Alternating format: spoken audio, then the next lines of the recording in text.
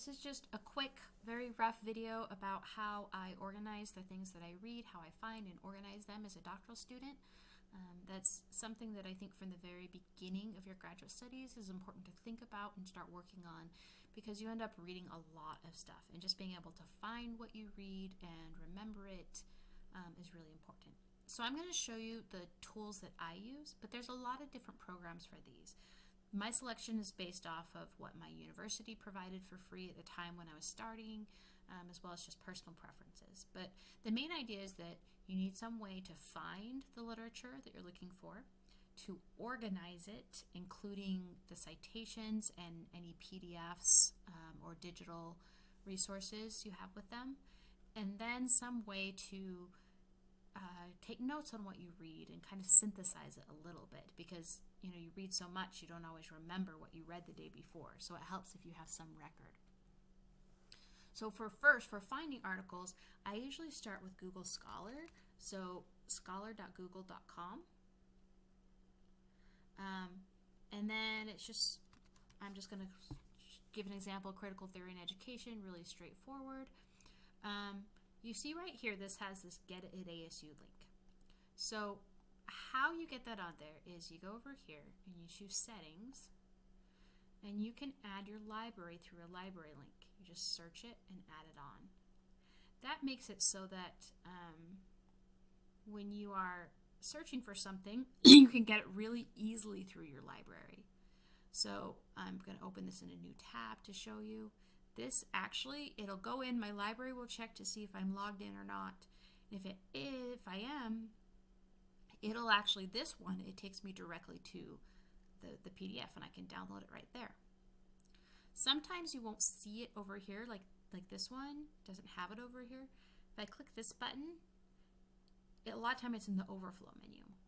Now a lot of time that means that the library doesn't have it necessarily, or it might just have a hard copy.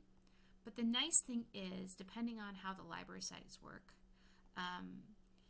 it actually will still make it easier to get it. So at ASU, we have interlibrary loan, where I can just, the library doesn't have it, but I can request an external copy right here, and it'll take me to the interlibrary loan page, and it'll already have a lot of the information filled in, so I don't have to do that manually.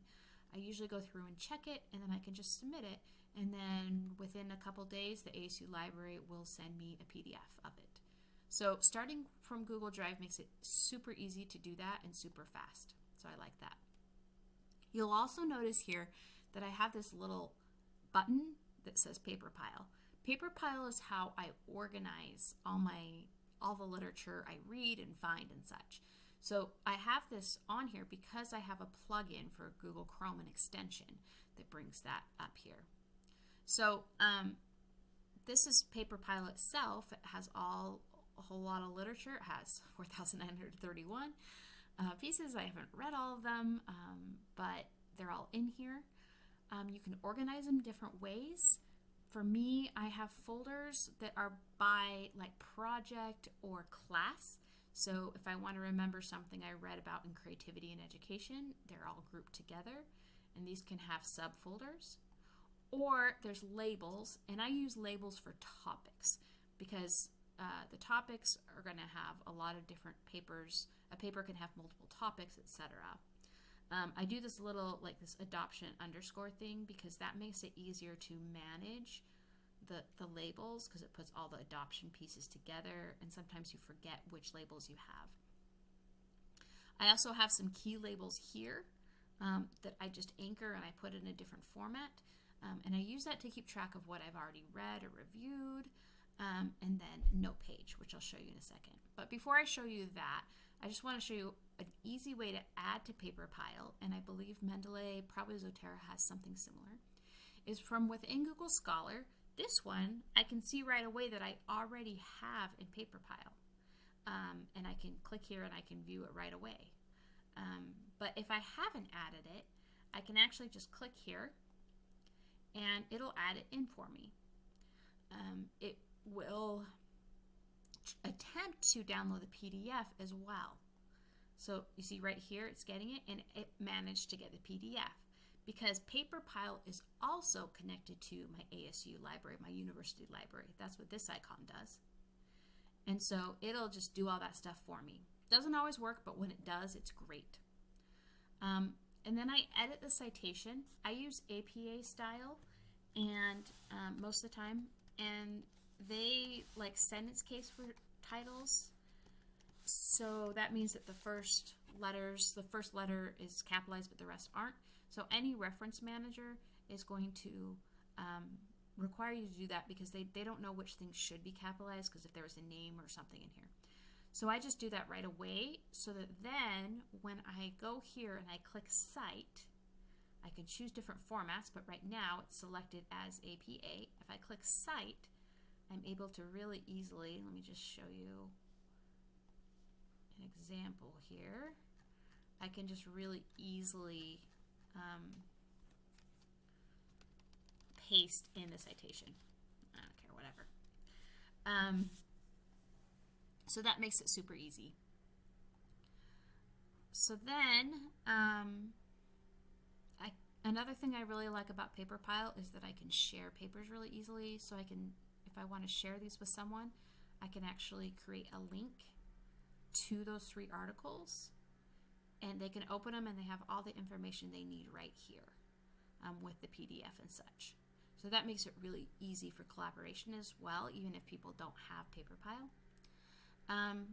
So then you'll see that I add these tags if I've read it or if I have a note page.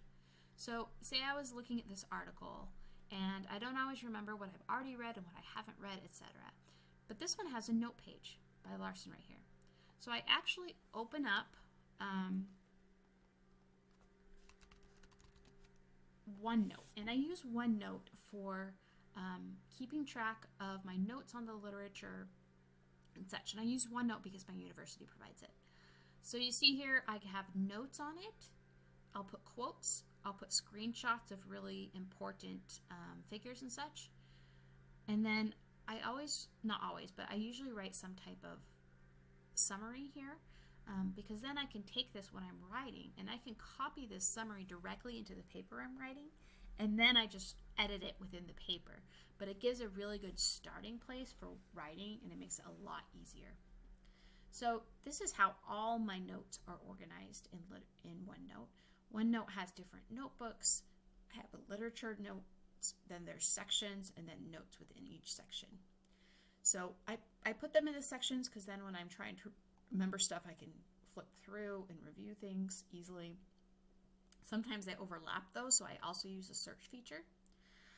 One nice thing about copying quotes onto here is that if I remember some type of quote, like something about a grocery store and a mathematician I was looking for earlier, I can find that quote really easily. I can find the source of it and find the whole quote. So that makes it really easy. So this has just been super productive for me to be able to find everything I read. Sometimes I also will write summaries of things. So this is like, I access design definitions a lot. So I have this page with like different authors and different definitions. So it makes it much easier when I'm writing and I'm just trying to, okay, I want to define it by several people. I can just pull it right there. So that's one way I also synthesize ideas and such. But the idea is just having a way to keep track of the key things that I read, being able to reference back to them quickly, and being able to know which things I've read, which things I've already accessed and such. So you'll see, and I don't do this with everything I read.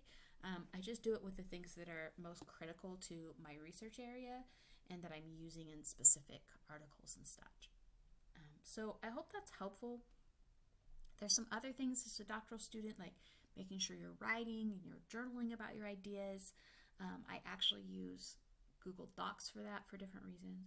But this is just the basic way I find and organize and then synthesize literature.